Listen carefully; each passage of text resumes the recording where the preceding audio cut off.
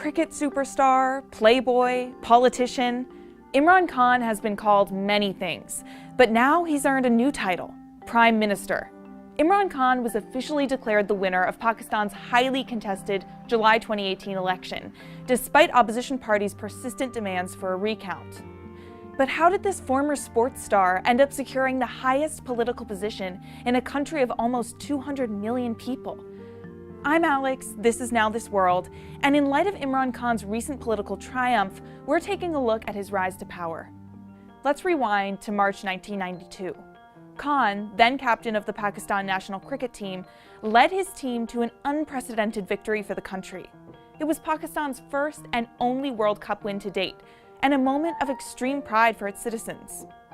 Khan, who was already a celebrated cricketer throughout the 70s and 80s, saw his celebrity status skyrocket even further. Beloved both at home and in the West, he had an active and public social and love life. His marriage to a British heiress in 1995 made international news. Media outlets hailed him a playboy and even sex symbol. But he endeavored to shed that image for that of a more conservative and pious figure.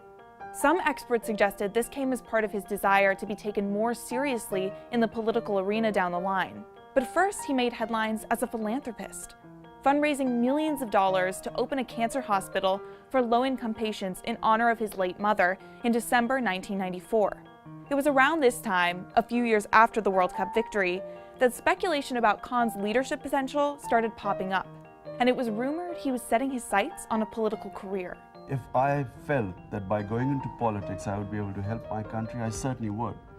But the fact is that in Pakistan, politics is completely corrupt. Soon he would outline what would become his core issue for 22 years, ridding Pakistani politics of corruption.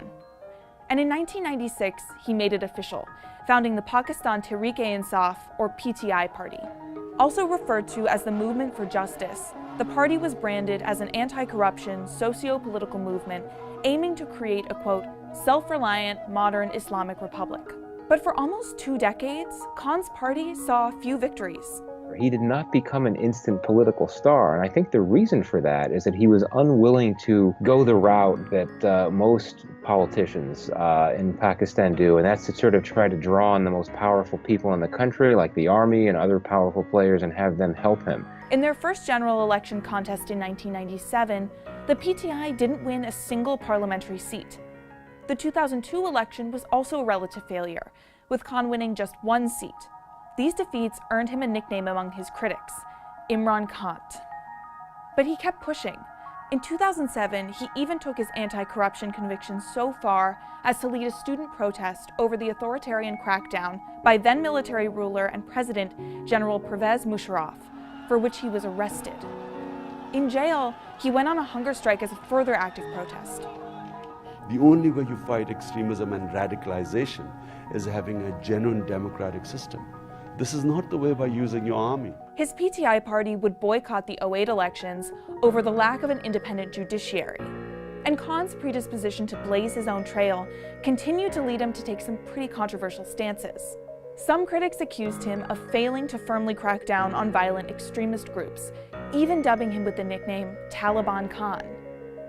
Though Khan has largely condemned violent terrorist attacks, critics argue that he's at times acted as an apologist for groups like the Taliban, blaming the group's presence in Pakistan on US intervention in Afghanistan and urging negotiations with them. If there was a chance of peace talks, we should have grabbed it. Critics also say he's failed to adequately support Pakistan's persecuted religious minorities by strongly defending the country's blasphemy laws. These laws, the foundation of which were first introduced under British colonial rule, criminalize derogatory remarks against the interpretation of Islam sanctioned by the government. Muslim minority groups in Pakistan like Ahmadis and Shias, as well as Hindu and Christian Pakistanis, have been disproportionately persecuted under these laws. Since the 90s, dozens of people have been murdered after being accused of blasphemy, and others sit on death row over the legal provisions. The PTI has pushed back on this criticism, saying Khan has, quote, repeatedly educated the masses on tolerance for minorities in Islam. He did stand up for religious minorities in certain instances, including in 2013, when a Christian colony was gutted by a mob over alleged blasphemy. But Khan has said these blasphemy laws are not to blame for deaths, and reiterated his strong support for them just weeks before the latest election. और मैं आखिर में ये बड़े वाज़े तौर पे कहता कि कोई भी अपने आप को मुसलमान नहीं कह सकता जो नबी सल्लल्लाहु अलैहि वसल्लम को आखिरी नबी नहीं मानता. Despite his ongoing contentions, 2013 ended up being his party's most successful year up to that point. The PTI won 27 seats. Still not a major victory, but a step in the right direction for the party. Of course, as he spent more time in the political spotlight, controversies continued.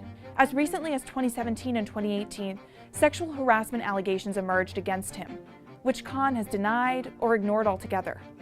And Khan continued to pick himself up and campaign. Sports teaches you that life is not in a straight line, ups and downs. You take your knock, then each time you pick yourself up from the mat, and then you are successful. He vowed to lift millions of people out of poverty, create jobs, and to improve access to education and healthcare.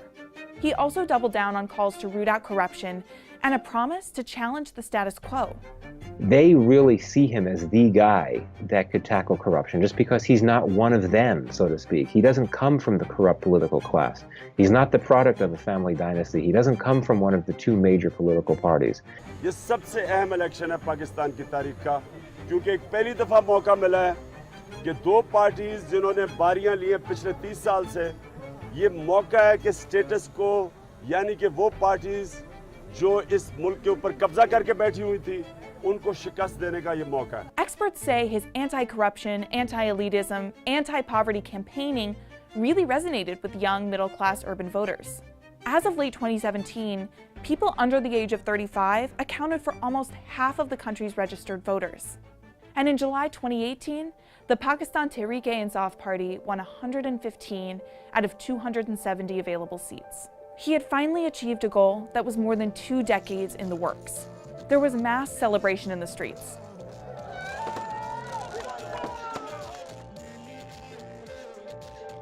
और ये उनके उस मौक़िफ़ की जीत है जो उन्होंने 22 साल से इस अवाम में प्रमोट किया और अवाम आज उनको बड़े ज़्यादा वोटों से नवाज रही है. But later, it would be followed by protest. Khan may have a tough road ahead. He's also inheriting a looming debt and currency crisis and strained relations with the US, Afghanistan, and India. Addressing those issues, coupled with his long-held promise to curb corruption, make for one tall order. So, can he get it done? Certainly his supporters have high hopes. जो आज से 1996 में मैंने शुरू की और आज अल्लाह ने उस मुकाम पे मुझे पहुंचाया है कि एक मौका मुझे दिया है कि मैं वो जो मेरी ख्वाब थी. Do you think Imran Khan is more likely to try to sidestep or work with the military to build his new Pakistan? And if you're from Pakistan, we want to know, what does this victory mean for you? Let us know in the comments. Thanks for watching Now This World.